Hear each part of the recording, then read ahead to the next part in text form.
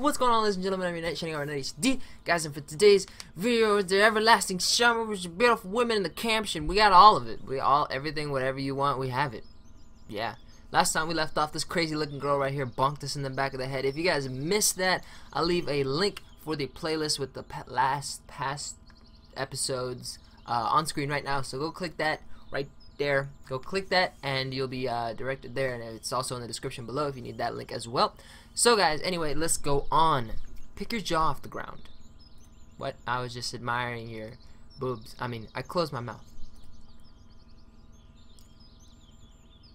The same pioneer uniform, but the way she was wearing it looked, let's say, provocative.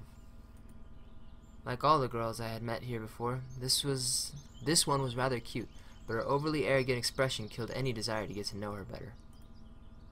New here, are you? Well, you're very blunt. Yay. Fine. See ya. Okay, that conversation though. She threw a threatening glance at me and walked past. I waited for the pioneer girl to turn at the corner. Hold on, I think the text is going too slow. So let's speed that up to like there. Yeah. Who knows what else she might have been up to. The most interesting thing was that even this hostile girl seemed completely normal to me. She did not give off the feeling of some deadly danger. Well, of course, she's just a girl. Except maybe the danger of getting punched in the nose. That's always a threatening possibility. At last, I managed to make it to the square. Alright, cool. There was no Lenin on an armored car, although one could easily expect something like that after all this had happened. Not really, you're just at a camp. Instead, however, a monument to a certain comrade towered in the middle of the square. The letters on the pedestal read, Genda. Must be some big figure in the party. I can't talk today. There were some small benches at the sides. I'm glad they weren't big benches. It's quite pleasant here. Where did that girl tell me to go? To the left or to the right? To the left, to the right, to the left, to the right. And why am I going there anyway? Oh, right, I've decided to pretend to be normal. So to the right. To the right we go. Through a small grove. Oh snap, what's going on? I came out at a pier. I must have taken a wrong turn. Hey, wrong turn. Who said that? I turned towards the voice. Aw, shit. Yeah. Hell yeah. The first girl stood before me. Boobs. Now what did I tell you? Take a left at the square, wasn't it? Boobs. She had changed from a pioneer uniform into a bikini. Boobs. Oh, I still haven't introduced myself? My name is Slavia. Alright then. Actually, my full name's Slaviana, but everyone calls me Slavia. So you can too. Yeah. I still felt a bit confused, so I could not come up with a more meaningful answer. And what's your name? It felt like she could see right through me, because I could see right through her clothes. Yeah, Simeon. So smooth. Nice to meet you, Simeon. Alright, I'm almost done here. Could you wait here a minute? I'm going to change and we'll go to Olga together, agreed? You don't really need to change. Agreed. After this exchange, she ran off. I sat on the pier and let my feet hang in the water. I was wearing heavy winter boots, but in such weather there was nothing wrong in getting my feet wet. Furthermore, it let me cool myself a little. Looking at the river, I was brainstorming and processing everything that has happened. If this is some kind of conspiracy, it's a weird one, even too friendly at times. No, it really looks more like a random event. Some entirely incomprehensible random event. Shall we go? That was fast. You didn't need to dry off or not? Okay, sure. Slavia was standing beside me, dressed in the pioneer uniform again. Let's go. I've been here for a very short time, but of all the people I've met, she looks the least suspicious, and probably the prettiest. However, this fact is already suspicious itself. We walked to the square. Oh god. The USSR girl and the girl who hit me in the back were there, chasing each other. Is that some kind of game they're playing? Yelena! Enough running. I'll tell everything to Olga. I'm trying to say the names that I can't pronounce. I'm not trying to say them because I don't want to get them wrong and offend anybody. Aye, Captain. I decided not to question Slavia for a while about what was going on or the local residents. Better meet with this mysterious Olga first. Sounds like she's the boss here. We walked past the rows of almost identical cabins, some of which looked like fat beer barrels, while others more like household sheds. Finally, Slavia stopped in front of a smallish one-story cabin. Ooh, that's really pretty. It looked like an artist painting. The faded paint, chipping here and there with age, was sparkling in the sun. The window shutters, slightly ajar, were swaying almost unnoticeably in the wind, and huge lilac bushes were growing at the sides. It seemed as if this ramshackle hut was drowning in a storm of purple silk, and the lilacs, like some elemental force, were inexorably destroying the troop leader's house. That's probably not the right word, but whatever. What are you standing around for? Let's go. Slavia snapped me out of my daydream. Okay, and stop teasing Lena already. Who's that? Whoop! What the f is that? Rena?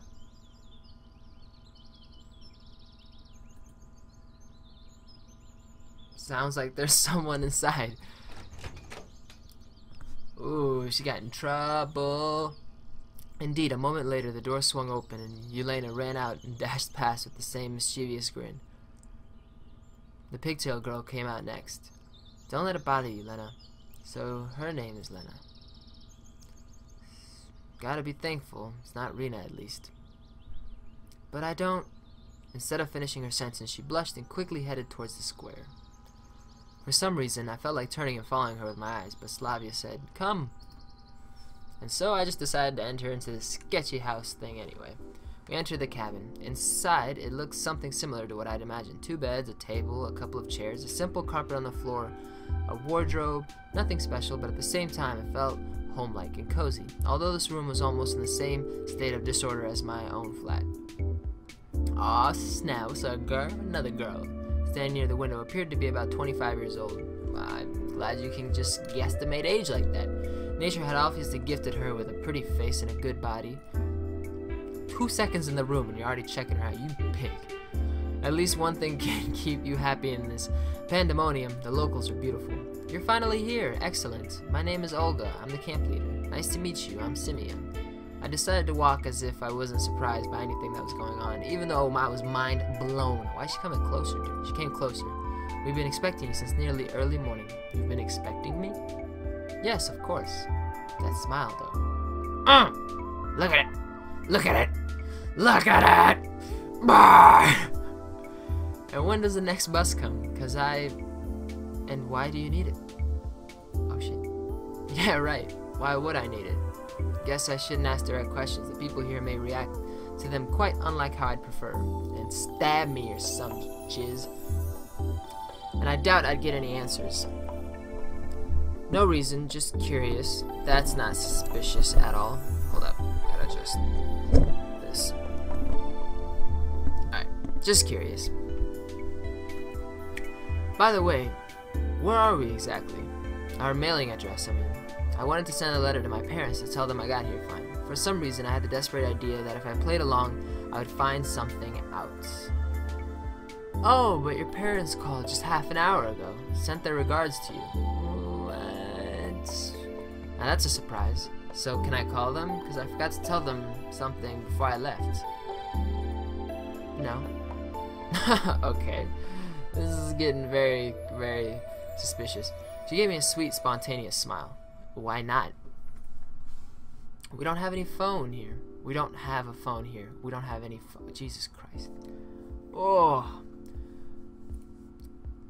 Then how could my parents make a call to here?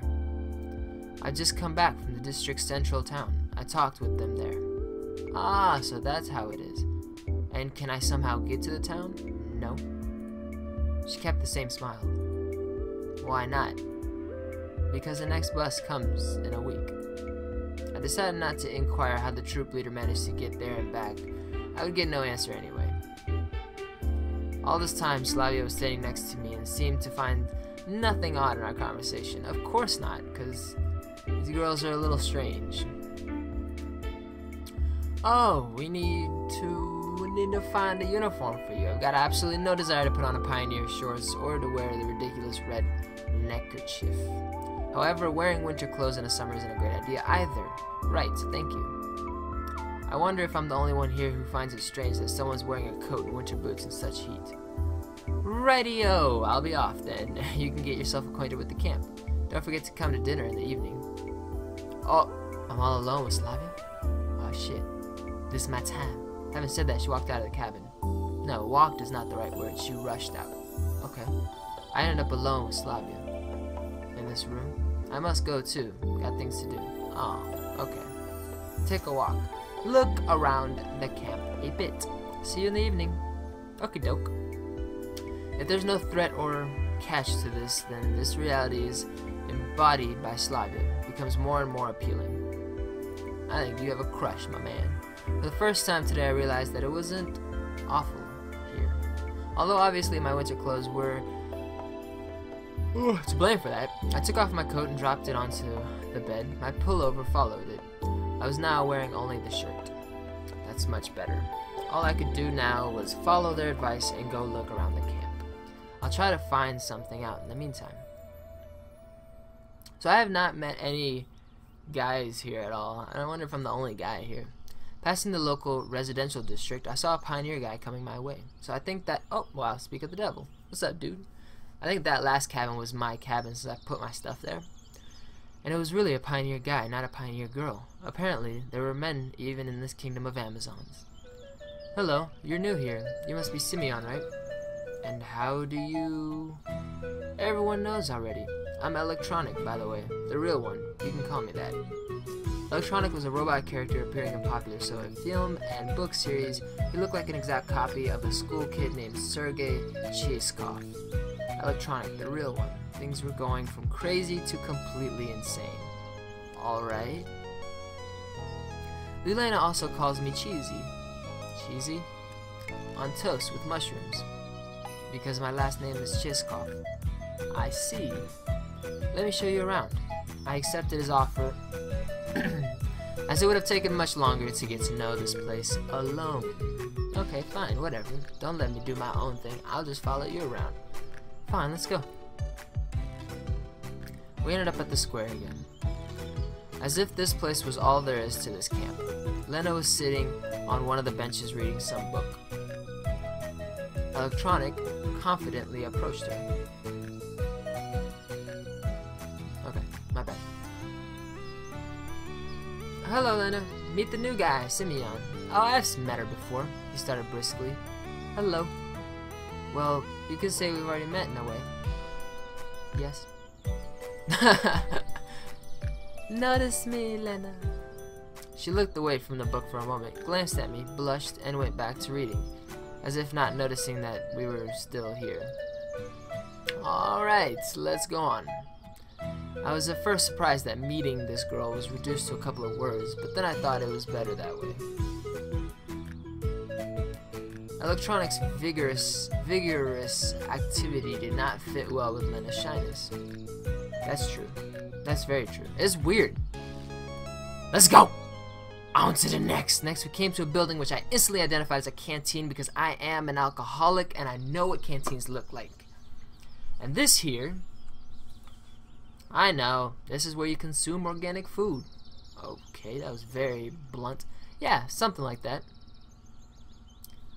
On the canteen's porch stood the unfriendly girl who hit me in the back earlier. I love how I didn't get to know her name. I'm just like, she hit me in the back. At the sight of her, my joking mood vanished in the blink of an eye. How come they have gold belt buckles and we have like a, or at least Electronic has like a silver one, you know what I mean? Really, now is not the best time to be pulling this guy's leg, even though he is quite hilarious. First, I need to figure out what's what here, or at least where I am. Her over there? That's Alyssa. I'm not gonna try. Be careful around her. The face, though. He spoke in a whisper. Don't ever risk calling her Diva Chick. She doesn't like that. I don't know what Diva means. Two in Russian. The whole nickname sounds exactly like Tuch. In Russian, a reference to the late Tuch. That are you? Anonymous image board. Huh.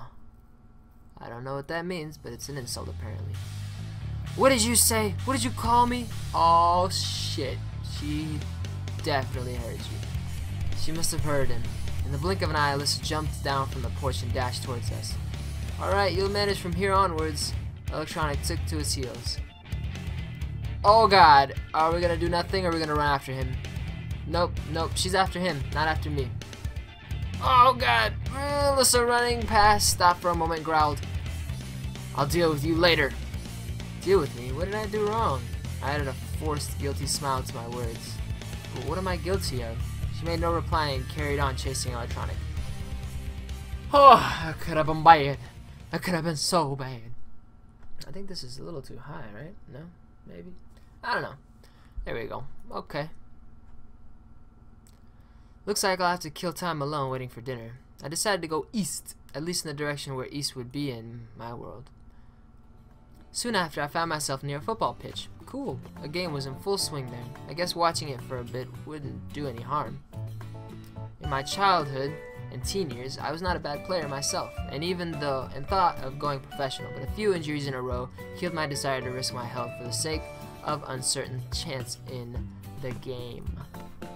If we get to play a game, that'd be really cool. Kids of different ages were running around the pitch. I could see a boy about 10 and a girl of about 14 years old. A girl. Hey, that's Yelena. Alright, so she plays football. What's so surprising? She seems a restless one after all. I was standing quite far away from the pitch, but she still noticed me. Oh, hey there. Hey, you. Yelena shouted. Wanna play? I'd love to. I didn't know how to answer with a yes. On the one hand, running around for 10 minutes is no big deal. On the other hand, any wrong move in my situation would be my final one. Why?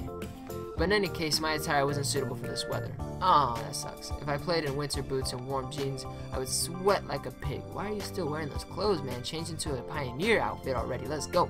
And playing barefoot and without jeans would be simply unethical. Maybe another time, alright? I shouted in response, turned around and walked back. I was followed by Elena's screams about my pants or about me being a pansy or something like that. Yeah, just tad pansy-ish. Evening was falling, making me feel tired and empty after a day wasted with no real purpose. Oh, I guess it must be dinner time soon, right? Do I gotta go to the building? I came back to the square, sat down on a bench and gave an exhausted sigh. I better sit here and wait for dinner. After all, it's easier to search for answers when you're not hungry. They do give food to the people here, right? You know, it's curious how the simplest humans' needs can break the will to ponder on things, to strive for something. For example, I feel hungry now, so I care much less about where I am or what is happening to me. Could great people also be affected by this? And in that case, how does Spartacus start the slave uprising in ancient times? What the hell does that have to do with anything? I can only conclude that I am not a great person, and it does not really matter which mechanism I serve as a gear in society, the Matrix or a weird pioneer camp. My thoughts were interrupted by the sounds of bells chiming from a loudspeaker on a light pole. That was a bell? That was a cool sound. It must be dinner time.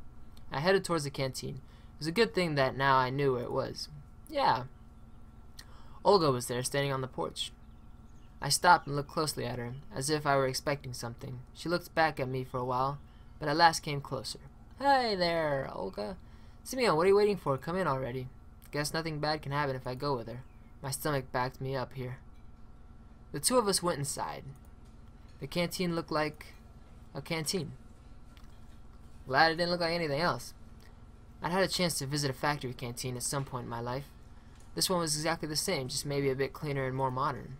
Metal chairs and tables, glazed tiles on the walls, and on the floor, unsophisticated tableware with the occasional crack. Guess that's what a canteen in a pioneer camp's supposed to look like. Alright guys, that's going to be it right there. I'm going to cut it off right here for this video. If you guys are interested in what will happen in this canteen, what kind of stories are to come, what kind of more beautiful women I can meet, what kind of more boobs to see. Wow. Anyway, I hope you guys liked the video. If you did, definitely don't forget to like on the video, comment your thoughts down below. I'll love reading and replying to those, and subscribe for more. I'm your guys' Knight Shining Armor. I hope you guys enjoyed this, and I'll see you guys in another video. Bye!